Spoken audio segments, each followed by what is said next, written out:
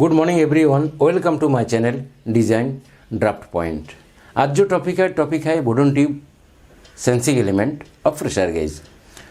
तो काफ़ी दिन से मेरे को बहुत लोग फ़ोन कर रहा था जे वुडन ट्यूब लेकर मैंने कुछ बोलूं, कुछ लेक्चर दूं, लेकिन सास बात यह है मेरा इतना औकात नहीं है कि मैं प्रेशर गेज का वुडन ट्यूब लेकर मैं कुछ बोल सकता हूं। लेकिन फिर से मैंने कोशिश किया था, काफ़ी पॉइंट मैं इधर डिस्कस करेगा। तो ये वुडन ट्यूब जब इन्वेंशन हुआ था 1849 में इन्वेंशन हुआ था, यूजेन बोर्डन ने इन्वेंशन किया था उसको। तो बहुत साल इसमें बीत गया है, लेकिन आज तक ये वुडन ट्यूब लेकर रिसर्च चल रहा है। लास्ट जो थीसिस लिखा गया था जे naval post graduate school mandatory California, वही स्कूल एक थीसिस लिखा था वुडन ट्यूब के ऊपर। वुडन ट्यूब का जो मेन जो पॉइंट है जो टिप ट्रैवलिंग, जब हम लोग इधर से प्रेशर अप्लाई करते हैं, अप्लाई करने का बाद ये 65% तक ये मूव करता है।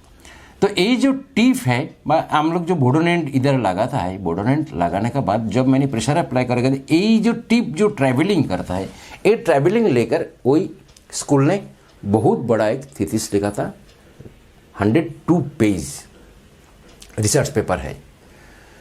तो आप लोग चाहे तो इसको डाउनलोड करके पढ़ सकते हो, novel post graduate school mandatory California.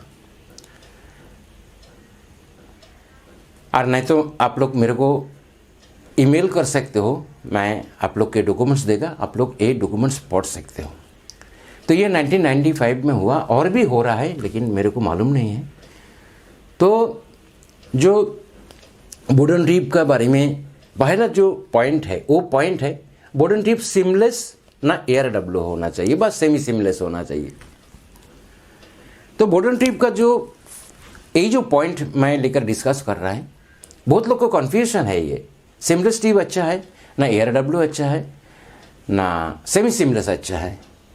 तो मेरा जो स्टडी है बा, मैं जितना डॉक्यूमेंट्स मैंने आज तक मैंने पढ़ा, किधर भी नहीं लिखा था जे ट्यूब सीमलेस होना चाहिए।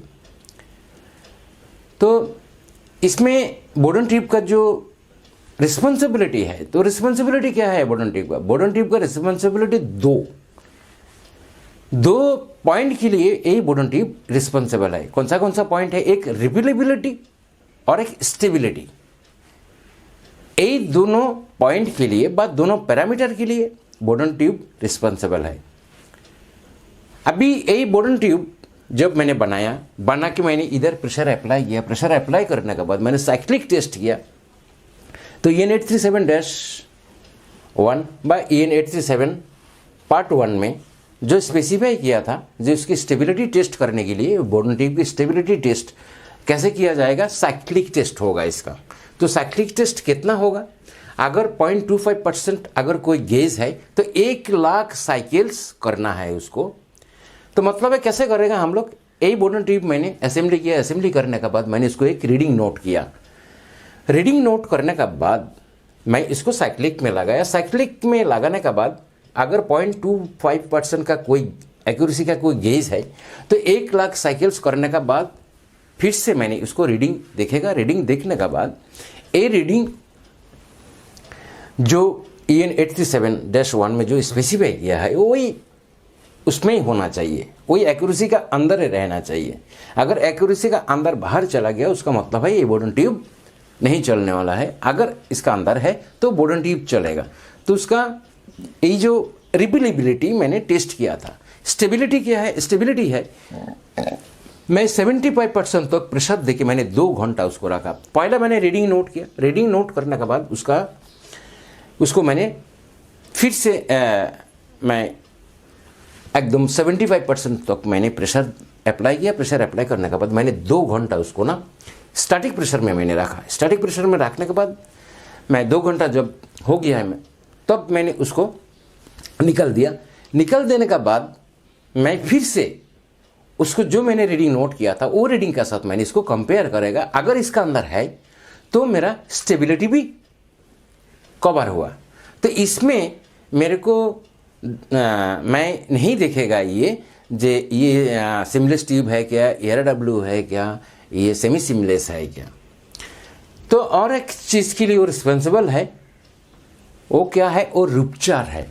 जो मैंने प्रेशर अप्लाई किया वही प्रेशर में वही बोर्डन ट्यूब टूटना नहीं चाहिए बा उसको ब्रास्ट नहीं होना चाहिए।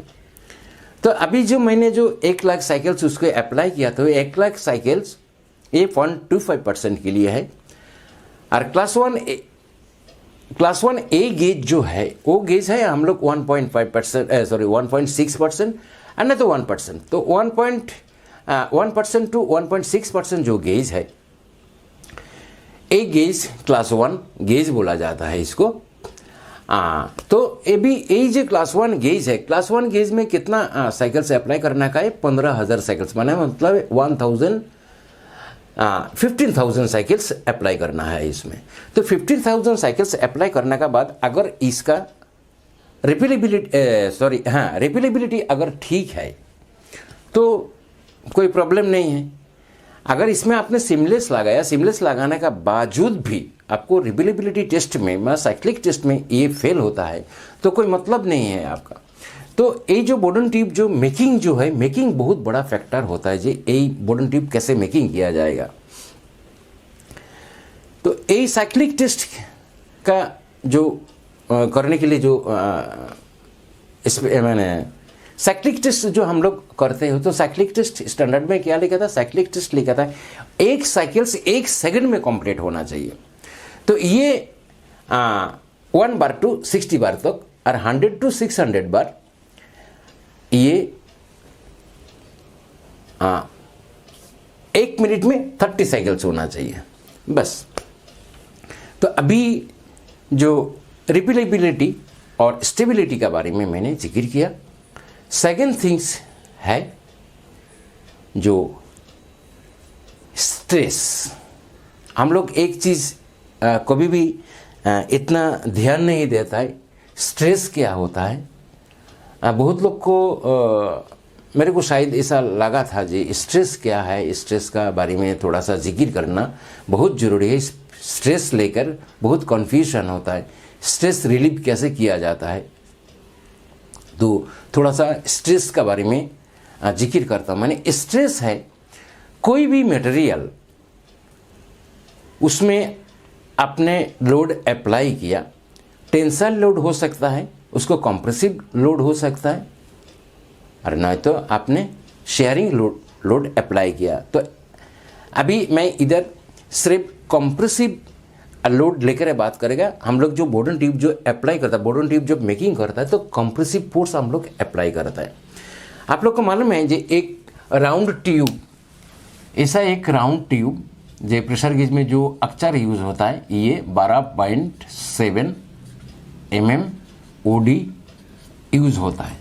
तो इसको इस तरफ मैंने फ्लैट कराता है। तो फ्लैट कैसे करते हैं हम लोग, इसका अंदर हम लोग सेंट फिल करता है। सेंट फिल करने के बाद मशीन पे उसको हम लोग फ्लैट करते हैं। पहले मैंने फ्लैट करता है इसको फ्लैट करता है हम लोग प्रेसिंग में मेरा जितना ज़रूरी है इतना मैंने फ्लैट किया। मान लीजिए मैंने 5 mm उसको फ्लैट किया। 5 mm फ्लैट करने के बाद उसको मेरे को फिर से 4 mm फ्लैट करके ऐसा बेंड करना है, सी शेप ले आना है। तो मैं इसका अंदर सेंट फिल करेगा। सेंट फिल करने के बाद तो मैं इसको जो बेंडिंग रोलर जो है, बेंडिंग रोलर में मैंने इसको सी शेप बनाएगा। तो वही जो मैं जो प्रेशर अप्लाई कर रहा था, तो इन जनरली जो ऑटोमेटिक जो मशीन होता है उसको ना 5886 न्यूटन फोर्स अप्लाई किया जाता है। तो ये फ्लैट होता है, मैंने मतलब सी शेप बन जाता है। तो अभी देखिए कोई भी मटेरियल को आपने कंप्रेसिव फोर्स से अप्लाई किया, टेंसाइल फोर्स से अप्लाई किया, तो यही मटेरियल एक रेजिस्टेंस फोर्स प्रोड्यूस करता है। तो ये रेजिस्टेंस फोर्स को ही स्ट्रेस बोलता है। तो रेजिस्टेंस फोर्स वो प्रोड्यूस करता है कैसे, ये जो मटेरियल का ऊपर आपने फोर्स अप्लाई किया है तो तो फोर्स अप्लाई करने का साथ साथ वो एक रेजिस्टेंस फोर्स प्रोड्यूस कर रहा है। क्यों? जो वो बोल रहा है कि यार तुम मेरे को लोड दो लेकिन मैं टूटेगा नहीं। तो उसका वो जो लोड का एगेंस्ट में वो जो अपना को बचाने के लिए, टूटने के लिए नहीं देगा वो, उसको डिफॉर्मेशन होने के लिए नहीं देगा वो, तब वो एक रेजिस्टेंस फोर्स प्रोड्यूस करता है। तो ये रेजिस्टेंस फोर्स कितना तक वो प्रोड्यूस कर सकता है एक टाइम में? तो मैं अगर इससे ज़्यादा वो जो प्रोड्यूस कर रहा है उसको भी एक कैपेबिलिटी है। तो ये जो कैपेबिलिटी जो है, एक कैपेबिलिटी हम लोग मेज़र किया नहीं जाता है। और स्ट्रेस को आज तक ऐसा कोई इंस्ट्रूमेंट, एनालॉग डिजिटल कोई भी इंस्ट्रूमेंट आज तक बना नहीं पाया जो स्ट्रेस को मेजर कर पाएगा। तो स्ट्रेस को हम लोग मैथमेटिकली कैलकुलेशन करके हम लोग निकाल सकता है। तो अभी जो मैंने लोड अप्लाई किया यही बोर्डन ट्यूब के ऊपर, मैंने लोड अप्लाई करने का बाद ये एक स्ट्रेस माने मतलब है वो एक रेजिस्टेंस फोर्स प्रोड्यूस किया। तो ये रेजिस्टेंस फोर्स जो प्रोड्यूस किया है, लेकिन फिर से भी मैंने उसको दबा दिया, लेकिन इससे मैंने वो जो प्रोड्यूस किया था उसका कैपेबिलिटी का बाहर मैंने ये जो 5886 न्यूटन फोर्स मैंने अप्लाई किया था उसके ऊपर, तो ये दब गया था। तो आप लोग सब लोग जानते हो जो कोई मटेरियल जो दबता है, जो इसका अंदर वो जो रेजिस्टेंस किया था, वो जो फोर्स प्रोड्यूस किया था, वो फोर्स उसका अंदर है। तो हम लोग यही फोर्स को हम लोग कैसे रिलीव करते हैं? हम लोग इसको बाय टेम्परेचर हम लोग यही स्ट्रेस को हम लोग रिलीव करते हैं। तो अभी ये जो मैंने फोर्स अप्लाई किया, अप्लाई करने के बाद मैंने उसको ना फ्लैट किया। तो फ्लैट करने का बाद अगर कोई मटेरियल डिफॉर्मेशन होता है, मैं फोर्स अप्लाई किया, अरे मटेरियल एक रेजिस्टेंस प्रोड्यूस किया, उसका बावजूद भी वो मटेरियल डिफॉर्मेशन हुआ, तो ये डिफॉर्मेशन को बोलता है स्ट्रेन बोलता है। तो यही मैं आज साइंटिफिक कोई इक्वेशन বা कोई फॉर्मूला में मैंने नहीं जाएगा, मैंने सिर्फ बेसिक चीज़ बता रहा है। तो यही जो स्ट्रेन है, ये स्ट्रेन से हम लोग कैलकुलेशन करता है जे स्ट्रेस उसका अंदर कितना प्रोड्यूस हुआ था। तभी देखिए जो यही जो हाफ इंच 12.7 mm जो बोर्डन ट्यूब को मैं यही ओडी को मैंने इसको फ्लैट किया था। जब मैंने फ्लैट किया तब भी वो स्ट्रेस प्रोड्यूस किया था। तो ये तो 12.7 mm हुआ था। जब मैंने इसको फ्लैट दिया था 5 mm, तो उसका जो चौड़ाई जो है, ये जो चौड़ाई है, ये चौड़ाई कितना हुआ था? 16 mm हुआ था। अभी मैंने उसका अंदर सेंट फील्ड किया, सेंट फील्ड करने के बाद दोनों एंड को मैंने ब्लॉक किया। ब्लॉक करने के बाद मैं जब इसको सी बनाया, मैंने 5 mm से फिर से मैंने उसको फ्रेश करके मैंने 4 mm थिकनेस बनाया। ये 4 mm जब थिकनेस मैंने बनाया, 4 mm थिकनेस बनाने का बाद जी फिर से जो उसका अंदर जो स्ट्रेस आया था, वो स्ट्रेस भी उधर है। स्ट्रेस को मैंने रिलीव कर नहीं पाया, और स्ट्रेस रिलीव नहीं होता है। तो एक टेम्परेचर अप्लाई करना बिना स्ट्रेस को किसी तरह आप रिलीव कर नहीं सकते हो। तो जो मैंने इसको जो 4 mm जो मैंने किया था, 4 mm करने के बाद, तो पहला जब मैंने फ्लैट दिया था, उसको फ्लैट करने के बाद मेरा उसको 16 mm हुआ था। जब मैंने इसको सी बनाया था, सी बनाने के बाद इसका जो विड्थ है, ये विड्थ हो गया था रेंज का हिसाब से ये होता है, वॉल थिकनेस का हिसाब से होता है। तो लगभग 0 to 10 बार अगर कोई आप बोर्डन ट्यूब बनाओगे तो उसका 18.5 तक ये आपको चौड़ाई हो जाता है। उसका मतलब है जो ये बोर्डन ट्यूब डिफॉर्मेशन हुआ है। अच्छा, अभी ये तो हम लोग को समझ में आ गया स्ट्रेस स्ट्रेन जी। इसमें हम लोग स्ट्रेस को कैसे कैलकुलेट किया जाता है, स्ट्रेस को कैलकुलेट किया जाता है स्ट्रेन। तो इसमें जो मैंने सी बना लिया है, सी बनाने के बाद मैंने इसको सॉकेट के साथ मैंने वेल्डिंग किया, टेलन लगाया। टेलन लगाने के बाद मैंने इसको भट्टी में डाला, भट्टी में डाल के पर्टिकुलरली जो टेम्परेचर स्पेसिफाई किया गया था वो टेम्परेचर में मैं इसको 1 घंटा रखा। 1 घंटा रखने के बाद मैं इसको नॉर्मलाइज किया। तो यही स्ट्रेस अगर रहता था तो क्या होता था, अगर इसका अंदर स्ट्रेस रहता था तो आपको रीडिंग कभी भी बराबर यही रीडिंग आपको नहीं देता था। ये मैंने प्रैक्टिकल करके मैंने देखा। मैं कैलिब्रेशन करके रखता था विदाउट स्ट्रेस रिलीविंग, कैलिब्रेशन करके रखता था। 2 घंटा के बाद 0.2 का डिफरेंस आ जाता था मेरा। कैसे मैं एक बार आप लोग को बताता है, जो 0 to 10 बार का मैं एक गेज बनाया, गेज बना के स्ट्रेस रिलीज नहीं किया था मैं, तो इसको कैलिब्रेशन किया था। तो कैलिब्रेशन करने के बाद विदिन 0.5% में मैंने कैलिब्रेशन करके उसको रखा। रखने के बाद 2 घंटा के बाद ये 0.2 मेरे को डिफरेंस दिखा रहा था, 0.2। तो ये मैंने एक्सपेरिमेंट करने के लिए किया था, स्ट्रेस रिलीज नहीं करेगा तो क्या होता है। तो ये मैं इतना डिटेल में नहीं जाएगा, वीडियो आज बहुत लंबा होने वाला है। तो जब मैं स्ट्रेस रिलीज नहीं किया तो मेरे को क्या रिजल्ट आया था, रिजल्ट आया था जब मैंने इसको कैलिब्रेशन करके 2 घंटा का बाद कैलिब्रेशन करके रख दिया था। 2 घंटा का बाद मैंने फिर से जब इसको रीडिंग चेक कर रहा था तो मेरे को 0.2 का डिफरेंस आया था। 0.2 का क्या डिफरेंस आया था, सब स्लो दिखा रहा था मेरे को। जैसा एकदम 0 to 10 kg जब मैंने कैलिब्रेशन किया एकदम पॉइंट टू पॉइंट, तो उधर 9.8 मैंने जब 10 kg जब मैंने 10 बार जब मैंने प्रेशर अप्लाई किया था टेस्ट गेज में, तब मेरा गेज दिखा रहा था 9.8।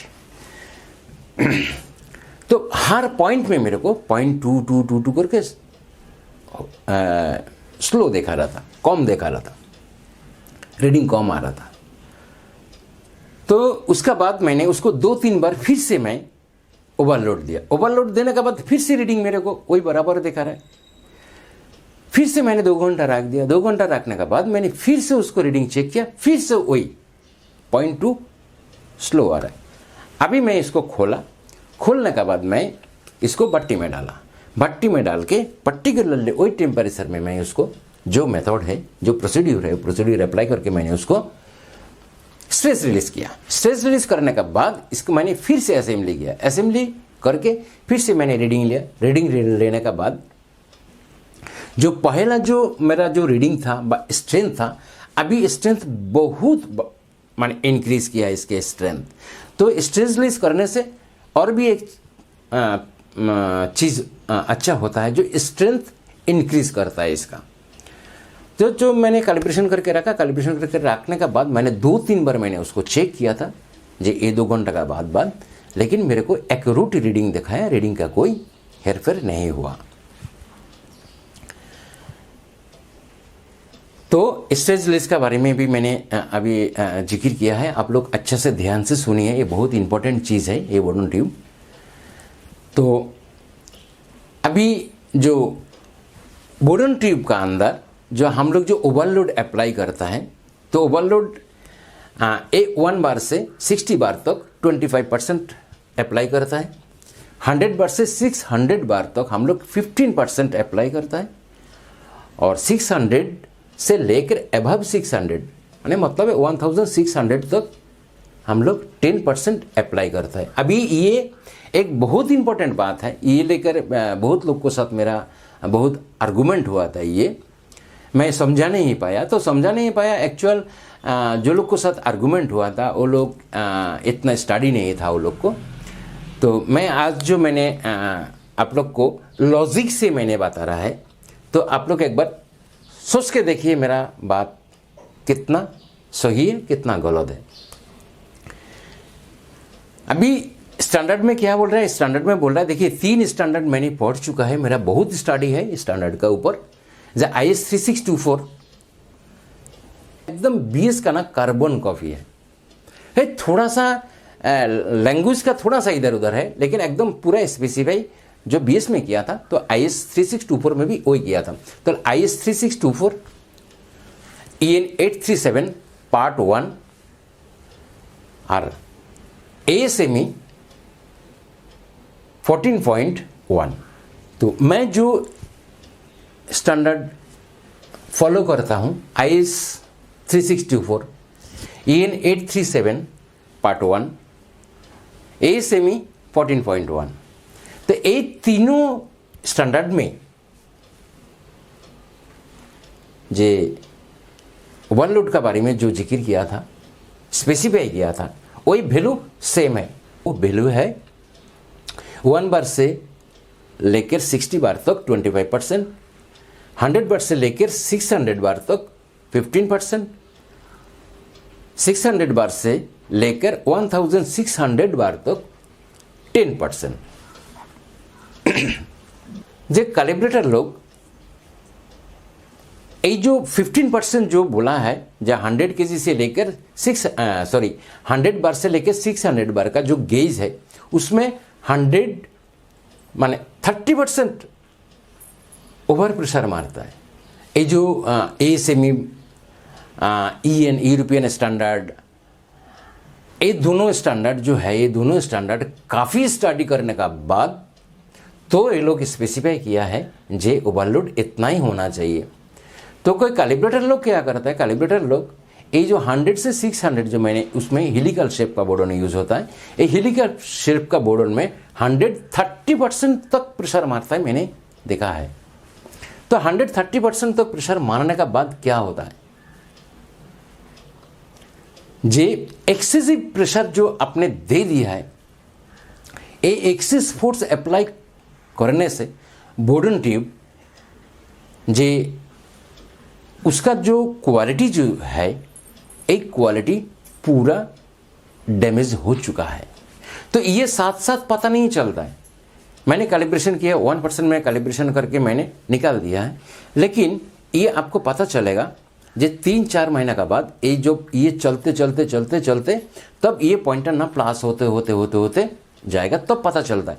लेकिन अभी इसको क्या लगा, जो मैंने तो वो कैलिब्रेशन करने का टाइम में कितना बार वो उसको प्रेशर अप्लाई किया था, 2 बार 3 बार 4 बार 5 बार अप्लाई किया। लेकिन जब प्लांट में जब इसको इंस्टॉलेशन हुआ था, ये प्लांट में जब स्टार्टिंग में जब था, तो 420 किलो का जो प्रेशर गेज उधर उन्हें लगाया, प्लांट में जो इंस्टॉलेशन किया है, तो ये कम से कम 250 बार तक ये यूज होगा। तो जब 250 बार में 1 से 1.5 महीना बाद 2 महीना तक स्टार्टिंग में था, वो एकदम स्थिर था, वो प्रेशर में स्टेबल था। जब उसको ना जीरो में किया बा 3 महीना का बाद प्लांट शटडाउन किया, शटडाउन करने के बाद ये पॉइंटर 0 से शिफ्ट हो चुका है। तो यही प्रॉब्लम क्रिएट करेगा अगर ओवर प्रेशर दिया तो ये 2-3 बार 4-5 बार प्रेशर करने से नहीं होता है। कॉन्टिन्यूअस इसको ने स्टैटिक प्रेशर में रख देने के बाद ये पता चलता है। ये और भी एक पता चलता है, ये जो 100% अगर प्रेशर देकर अगर कोई फैक्ट्री में ऐसा स्टैटिक प्रेशर में रख दिया 2 घंटा, तब भी पता चलता है ये। तो एक्सेस प्रेशर अगर अप्लाई किया तो ये बोर्डन ट्यूब उसका जो क्वालिटी है वो कोई क्वालिटी नहीं रहेगा जो पहला क्वालिटी था। तो एक्सेस प्रेशर नहीं मारने का जो स्टैंडर्ड में बोला है वही स्टैंडर्ड फॉलो करना है, ये सबसे बेटर है। तो मेरा रिक्वेस्ट है, जो जितना कैलिब्रेटर है, ये कैलिब्रेटर को एक बार बोला जाए, जे 25% का ऊपर 15%, 10%, 15%, 25% जो स्टैंडर्ड में जो स्पेसिफाई किया है वो उसका ऊपर प्रेशर अप्लाई ना करे। अगर प्रेशर अप्लाई किया तो ये नतीजा होने वाला है। तो ये हम लोग क्या सोचता है, या मेरा गैस फेल्यूर हुआ प्लांट में, मेरे को रिप्लेस करना है, इसको रिपेयर करना है, तो इसके लिए जिम्मेदार कौन है? इसके लिए कोई डिज़ाइनर जिम्मेदार नहीं है। इसके लिए जिम्मेदार है जो कैलिब्रेशन किया था, वही जिम्मेदार है, वो रिस्पॉन्सिबल है। वो क्यों ओवर प्रेशर मारा?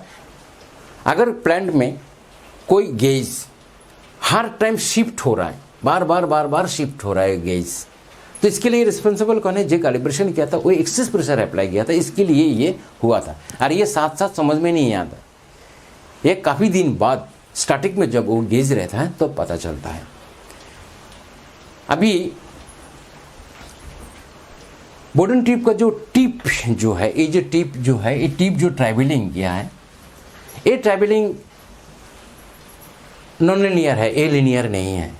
तो बहुत लोग जब गेज लिनियर नहीं होता है तब क्या बोलता है, जब बोर्डन ट्यूब खराब है। तो मैं आपको बोल देता हूँ, किसी तरफ कोई भी बोर्डन ट्यूब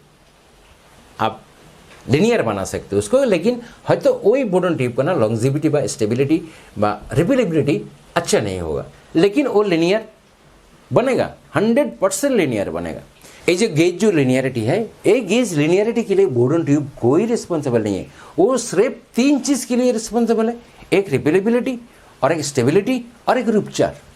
मैं अच्छा असेंबली किया, अच्छा असेंबली करने का बावजूद भी मैं जो ड्राइंग करके दिया, मैंने जो डिज़ाइन करके दिया, वो डिज़ाइन करने का बावजूद भी ये लिनियर नहीं बन रहा है।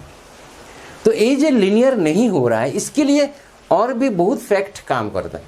देखिए, मैं ये तो खुद चेक किया था, एक एक बोर्डन ट्यूब का एक एक किस्म का आपको हार्डनेस आएगा। तो बोर्डन ट्यूब का जो हार्डनेस है, वो हार्डनेस IS 3624 में जो स्पेसिफाई किया था, वो स्पेसिफाई किया था क्वार्टर हार्ड होना चाहिए, लेकिन एक क्वार्टर हार्ड कभी भी मिलता नहीं है, एकदम बिल्कुल नहीं मिलता है। तो एक क्वार्टर हार्ड क्या है, हम लोग तो कोई भी मटेरियल का जो हार्डनेस है, हार्डनेस हम लोग स्पेसिफाई करता है HRC से। HRC कितना है, तो मैं HRC भी मैंने इसको टेस्ट किया था, कोई भी 24 HRC आता है, किसी का 28 आता है, किसी का 20 आता है। ये जो हार्डनेस का जो ये जो फैक्टर है, तो अभी मैंने 10,000 मीटर मैंने ट्यूब मंगाए, एक एक ट्यूब का अगर हार्डनेस एक एक किस्म का है, तो मेरा इधर भी लिनियरिटी में मेरे को प्रॉब्लम क्रिएट करेगा। लेकिन इसका जो ट्रिप ट्रैवलिंग होगा, ये ट्रिप ट्रैवलिंग एक किस्म का नहीं होगा, ये तो अलग अलग ट्रिप ट्रैवलिंग का होगा। सेकेंड थिंग्स, जब सी बनाया, सी बनाने का बाद एकदम यूनिफॉर्म आपको कभी भी आप बना नहीं सकते हो, कितना भी आप करो। मैं ऑटोमेटिक मशीन में मैंने बना के देखा था, लेकिन एक किस्म का नहीं आता, 0.02 0.03 माने माइक्रोन में वो डिफरेंस होता ही होता है। अभी देखिए, कोई भी बोर्डन ट्यूब का ये 20 माइक्रोन का डिफरेंस है, तो उसका ट्रिप ट्रैवलिंग अलग हो जाएगा।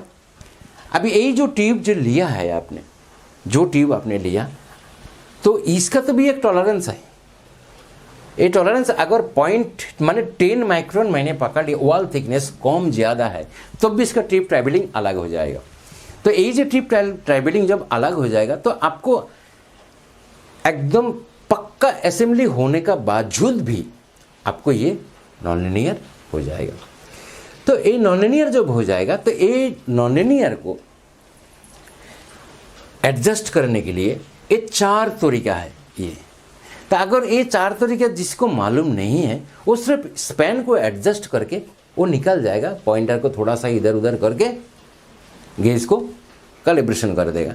तो गेज का जो कैलिब्रेशन है, एक्चुअल कैलिब्रेशन क्या है, कैलिब्रेशन है जो आपको एक्यूरेसी एडजस्ट करना है। कैलिब्रेशन का मतलब ये नहीं है जो कि आप स्पैन एडजस्ट करके गेज को छोड़ दोगे, गेज अगर ये लिनियर हुआ नहीं हुआ माने विदिन परसेंटेज में है नहीं है, आपको देखने का नहीं, आप सिर्फ स्पैन को एडजस्ट किया, और बाद बाकी जो आपको लग रहा है इधर 1.2 हो गया, 1.3 हो गया, 1.4 हो गया, तो आपने क्या किया था, पॉइंटर को ऊपर नीचे करके, जेहेतु आपको टॉलरेंस दिया है, तो आजकल तो बहुत अच्छा हो गया है, जो जीरो में ना एक बेंड आता है, बेंड का ऊपर नीचे करके आप उसको निकाल जाते हो। लेकिन ये लिनियरिटी एडजस्ट करने के लिए जो 4 जो पैरामीटर जो है, ये पैरामीटर सीखना बहुत ज़रूरी है। अगर ये 4 पैरामीटर अगर नहीं सीखा है, तो किसी कोई कैलिब्रेटर अगर 30 साल नहीं 40 साल का एक्सपीरियंस होने का बावजूद भी ये लिनियर बना नहीं पाएगा। तो लिनियर का जो फैक्टर मैंने बताया, तो आप लोग एक बार कोशिश करके देखिए, जो एक ट्यूब ले लीजिए, ट्यूब लेके उसका हार्डनेस देखिए, बस 10 ट्यूब लीजिए, 10 ट्यूब लेके ना उसका हार्डनेस चेक करिए कि एक एक हार्डनेस एक एक किस्म का आएगा, तो हार्डनेस सेम नहीं है। सेकेंड थिंग्स, उसको जो आपने जो फ्लैट किया था, 10 ट्यूब जब आपने जो बेंडिंग करके निकाला है, बेंडिंग करके निकालने के बाद आप उसको मेजर करो, जे एक थिकनेस कम से कम तो 20 माइक्रोन का डिफरेंस होगा ही होगा, एक्यूरेट कभी भी नहीं होगा। और एक फैक्टर काम करता है, जो सेंट फीलिंग जो होता है, ये तो ऑटोमेटिक नहीं होता है, सेंट फीलिंग हाथ से होता है।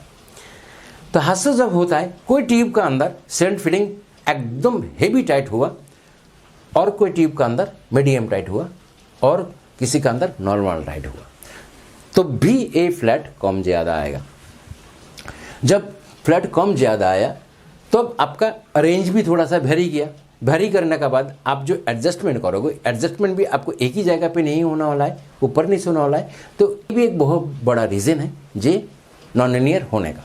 अच्छा, अभी यही जो मैंने बोला है जे गेज अच्छा असेंबली होने का बावजूद भी लीनियर नहीं बनता है। तो यही जो पॉइंट मैंने पैरामीटर बताया, आप लोग एक बार कोशिश करो, एक बार टेस्ट करके देखिए, तो आप लोग को पता चल जाएगा, कन्फ्यूजन नहीं होगा। तो कैलिब्रेटर जो लोग हैं, कैलिब्रेटर लोग को कहने का क्या है, जो लीनियर बनाने के लिए गेज को बोर्डन ट्यूब जिम्मेदार है, लेकिन नहीं, बोर्डन ट्यूब जिम्मेदार नहीं। किस लिए? बोर्डन ट्यूब का जो टिप जो ट्रैवलिंग करता है, मूव करता है, ये नॉन लीनियर मूव करता है। तो नॉन लीनियर ये मैंने थोड़ा सा एक बार जिक्र करता हूँ आप लोग को, थोड़ा सा एक्सप्लेन करता मैंने। जे नॉन लीनियर क्या है? नॉन लीनियर है, आप इधर से प्रेशर जब अप्लाई किया, मान लीजिए ये 20 किलो का गेज लिया, अगर 5 किलो आपने प्रेशर अप्लाई किया, इधर से ट्रैवलिंग होता 2 mm। अभी 10 किलो मैंने अप्लाई करेगा तो मेरे को 4 mm होना चाहिए, लेकिन ये 4 mm नहीं होने वाला है, एक कम ज़्यादा होगा। 15 करिए, कम ज़्यादा होगा, 20 करिए, कम ज़्यादा, मतलब यही जो इसका जो ट्रैवलिंग जो नॉन लीनियर है, तो जो मैंने गेज बनाएगा वो भी गेज मेरा नॉन लीनियर होगा। तो हम लोग यही जो नॉन लीनियर को हम लोग जो लीनियर बनाते हैं, जो प्रोसीड्यूर है, ये प्रोसीड्यूर में 4 पैरामीटर है, ये 4 पैरामीटर जानना बहुत ज़रूरी है। तो मैंने आज जिक्र नहीं कर रहा है, मैंने कोई और एक वीडियो बनाएगा तो मैंने ये बताएगा। अभी बोर्डन ट्यूब का जो टेस्ट होता है वो क्या क्या पैरामीटर है? वो पैरामीटर है ओवरलोड टेस्ट, रिपीटेबिलिटी टेस्ट और स्टेबिलिटी टेस्ट। ये है उसका परफॉर्मेंस टेस्ट। और टेस्ट होता है, 2 टेस्ट होता है, शॉक टेस्ट, एंड्योरेंस टेस्ट। तो एंड्योरेंस टेस्ट एक्चुअल जो रिपीटेबिलिटी जो टेस्ट होता है वही है आपका एंड्योरेंस टेस्ट। और इसमें स्टेबिलिटी जो टेस्ट हम लोग बोल रहे हैं, स्टेबिलिटी टेस्ट है जो स्टैटिक प्रेशर में उसको रख देने का, रख के 2 घंटा के बाद उसको रीडिंग ले लेने का। अभी ये जो हिस्टेरिसिस एरर बोल के एक बात है, हम लोग अक्सर सुनते हैं हिस्टेरिसिस एरर प्रेशर गेज में आता है, लेकिन ये जो ड्राइंग स्टैंडर्ड है, जो प्रेशर गेज स्पेसिफिकेशन जो स्टैंडर्ड जो बनाया, इसमें बोला था ये आप 1% अगर क्लेम करते हो तो हिस्टेरिसिस भी इंक्लूडेड है। तो हिस्टेरिसिस क्या है? हिस्टेरिसिस है, मैं 0 to 10 बार का एक गेज लिया, मैं जब कैलिब्रेशन किया था मैंने राइजिंग में 2 में 2 था, 4 में 4 था, मैंने राइजिंग में मेरा वो दिन परसेंटेज में मेरा था 1% में था। मैंने डिसेंडिंग जब मैंने रीडिंग उसको नोट कर रहा है, तब मैंने क्या देखा, जे एक पॉइंट के बारे में बोलता 5 kg, असेंडिंग में वो 5 से दिखाया था, जब मैंने उसको डिसेंडिंग में देखा था तब मेरे को 5.1 दिखाया था। ये जो डिफरेंस है, ये डिफरेंस है हिस्टेरिसिस एरर। तो यही हिस्टेरिसिस एरर अगर आपने ये स्ट्रेस रिलीज नहीं किया तो आपको ना ये हिस्टेरिसिस एरर देखा जाएगा। और एक पॉइंट है, जो आपने अगर बोर्डन ट्यूब को वॉल थिकनेस माने आपको सिलेक्शन सही नहीं था तब भी होगा। मैंने थोड़ा सा एग्जांपल देता है, जो आपने 26 गेज का ट्यूब लिया, 26 HWG का ट्यूब जिसका वॉल थिकनेस है 0.45, तो लेने का बाद आपने उसमें अपने गेज बनाया। गेज बनाने के बाद आपने देखा जे इसका हिस्टेरिसिस एरर है 0.1। ये स्ट्रेस रिलीज आपने किया, स्ट्रेस रिलीज करने का बावजूद भी आपने देखा उसको ये 0.1 मेरे को हिस्टेरिसिस दिखा रहा है। अभी इसका आप 25 HWG का गेज लगा 0.5 का, आपको हिस्टेरिसिस एरर बिल्कुल नहीं आएगा। गेज का स्टेबिलिटी, गेज का रिपीटेबिलिटी और भी अच्छा हो जाएगा। तो ये है हिस्टेरिसिस एरर। अभी बोर्डन ट्यूब जो हम लोग जो काटता है बोर्डन ट्यूब का, ये आर्क एंगल कितना होना चाहिए? ये आर्क एंगल होना चाहिए 245। ये डिपेंडेड ऑन आपका ये टेल एंड कितना लगाएगा आपने ये। तो आपने जो मैंने जो इधर जो एक स्केच किया था, स्केच में देखिए जो आपको टेल एंड का इधर ए पॉइंट में एक लाइन है, एक लाइन का ऊपर होना चाहिए टेल एंड का जो स्क्रू लगाएगा आपने कनेक्ट करेगा इसका। तो अभी किसी का बोर्डन ट्यूब का ना शेप बहुत अलग होता है। जैसा ओआईका का बोर्डन ट्यूब का जो एंड है, एंड का जो कनेक्टिंग पॉइंट है, ये कनेक्टिंग पॉइंट एक्स लाइन का नीचे है, तो ये डिपेंडेंट करता है जे मोमेंट का डिज़ाइन का ऊपर। ये जो एक्स लाइन के ऊपर अगर वो पॉइंट रहेगा ना नीचे रहेगा ना ऊपर रहेगा, ये बोर्डन ट्यूब का मूवमेंट का ऊपर डिपेंड करता है। ये ओआईका का जो मूवमेंट है वो मूवमेंट का डिज़ाइन अलग है। मैंने जो बात कर रहा है आपको, ये बैकपेराना केमलर जो जर्मन कंपनी है उनका जो डिज़ाइन है वो डिज़ाइन 98% जो इंडिया में यूज़ होता है। 98% नहीं 100% इंडिया में वही डिज़ाइन यूज़ होता है। तो उसका बारे में मैंने बोला, अगर वही बोर्डन अगर वही मूवमेंट यूज़ करता है तो इसका पॉइंट ए एक्स लाइन का ऊपर होना चाहिए, लेकिन कोई कोई कंपनी में ये एक्स लाइन का नीचे लेकर आ जाता है। ये भी एक बहुत बड़ा फैक्टर होता है ये नॉन लिनियर बनने का। कभी कभी लिनियर बन जाएगा आपका, तो ये जब नीचे आएगा तब और ये जो डिस्टेंस है, ये जो सर्किल है इधर होना चाहिए, तो वो अंदर करना पड़ेगा। ये एक टेक्नोलॉजी का बात है, तो मैंने इधर वीडियो लंबा हो जाएगा, मैंने जिक्र नहीं करेगा। तो एक्चुअल जो बैकपेराना केमलर का मूवमेंट का जो डिज़ाइन इंडिया में यूज़ होता है 100% इंडिया में यूज़ होता है। इसको ए एक्स लाइन का ऊपर ये होना चाहिए, तो आपको लिनियरिटी में बहुत हेल्पफुल हो जाएगा। अभी बात ये है जो बोर्डन ट्यूब कितना किस्म का होता है। बोर्डन ट्यूब बहुत किस्म का होता है। मैंने कुछ टाइप का मैंने आपको बोल देता है। एक सी शेप फ्लैट प्रोफाइल और एक सी शेप इलिप्टिकल प्रोफाइल और हेलिकल शेप होता है, मल्टी कॉइल होता है, डायरेक्ट ड्राइव बोर्डन होता है। डायरेक्ट ड्राइव बोर्डन मतलब है उसमें मूवमेंट नहीं लगता है, वो बहुत क्रिटिकल है ये। और हाफ राउंड बोर्डन ट्यूब होता है जो ओआईका ने पैटर्न बनाया है। इसका बहुत अच्छा बोर्डन ट्यूब है, लेकिन बहुत कॉस्टली है ये बोर्डन ट्यूब। स्पाइरल टाइप होता है, मल्टी कॉइल होता है, तो बहुत किस्म का बोर्डन ट्यूब होता है। लेकिन प्रेशर गेज में जो बोर्डन ट्यूब यूज़ होता है जे 98% Bourdon tube C shape, elliptical shape और हेलिकल शेप यूज़ होता है। अभी मैं थोड़ा सा जो एक्यूरेसी जो है, जो हम लोग जो क्लेम करते हैं एक्यूरेसी 1%, 0.5%, 0.25%, इसका बारे में थोड़ा सा जिक्र करता है। जो 1% गेज व क्लास 1 गेज मैं जब बनाया इसको मैंने क्लेम कर रहा है मेरा ये 1% में है। उसका मतलब है किधर भी मेरा ये 1% में रहेगा। लेकिन एक चीज़ ध्यान देना है, जे आपने जो 1% क्लेम कर रहा है अगेंस्ट आपका रेफरेंस गेज, मतलब मास्टर गेज के रेफरेंस में आपने क्लेम कर रहा है। तो अगर 1% आपने क्लेम किया तो मास्टर गेज की एक्यूरेसी तो 0.25%, वो भी तो वही एक्यूरेसी तो इसका अंदर ऐड हो जाएगा। इसके लिए इसका जो एक्यूरेसी का साथ क्या क्या ऐड होता है, आपने जो 1% में गेज बनाया एक्चुअल 1% में है क्या है गेज, आप लोग सोचिए 1% में जो गेज आपने बनाया, आपने टेस्ट गेज के अगेंस्ट में आपने देखा रहे 1%, ये है क्या? आप लोग एक बार देखिए, टेस्ट करिए, बहुत इंपॉर्टेंट पॉइंट है ये।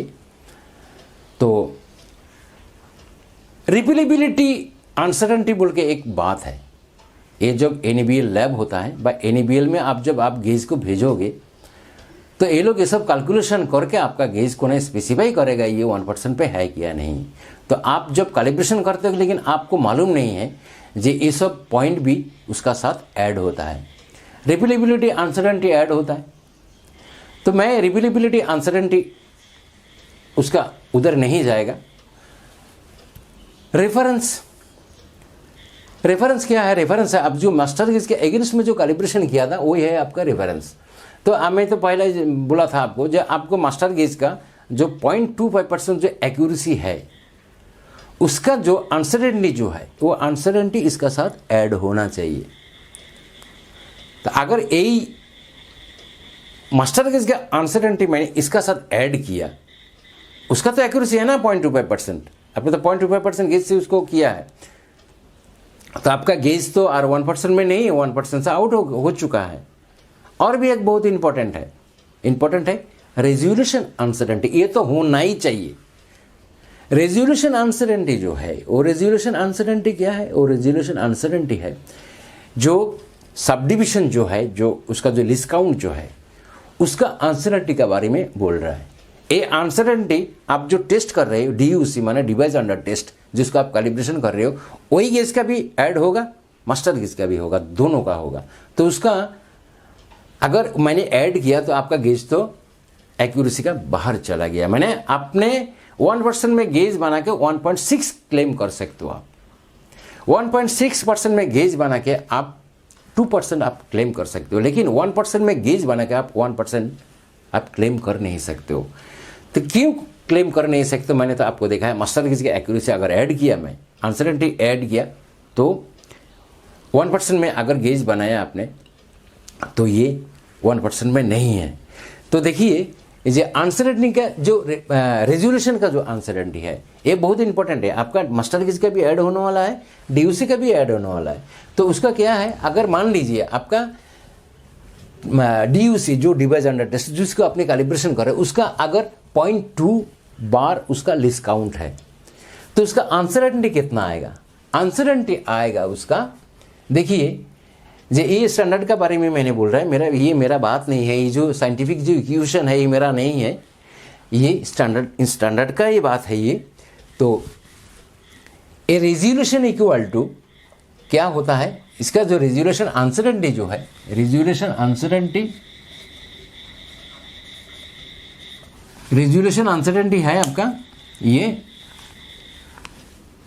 DUC का 0.2 बार आपका रेजोल्यूशन था, तो 0.2 बार डिवाइडेड बाई 2 इंटू √3, तो वैल्यू कितना आएगा? Equal to 0.0577। तो आप देखिए, आप 1% जो क्लेम कर रहे हो, तो आपका गेज का एक्यूरेसी कितना आ गया? 1.0577 आपका गेज का एक्यूरेसी आ चुका है। तो आपका एक गेज 1% क्लेम कर सकते हो। अभी तो 2 रिपीलेबिलिटी नहीं किया, मैं रेफरेंस भी मैंने नहीं किया। अगर करता था तो ये 8% और भी ज़्यादा हो जाता था। तो कोई गेज को आप जब कैलिब्रेशन करोगे, वही गेज को 0.5 से लेकर 0.6 का अंदर रखिए, मैक्सिमम 0.7, उसके ऊपर मत जाइए, अन्यथा आप क्लेम कर नहीं सकते हो। अगर अच्छा कोई इंस्पेक्टर आया तो आपको उधर ही रोक देगा, आप गेज पास करा नहीं पाओगे। एक्चुअल यही बोर्डन टिप लेकर मैंने सुबह से शाम तक अगर लेक्चर दिया तो भी लगता है ना, मेरे को नहीं लगता ये मैंने ख़त्म कर पाएगा, इतना बड़ा सब्जेक्ट है ये। Thank you, good day.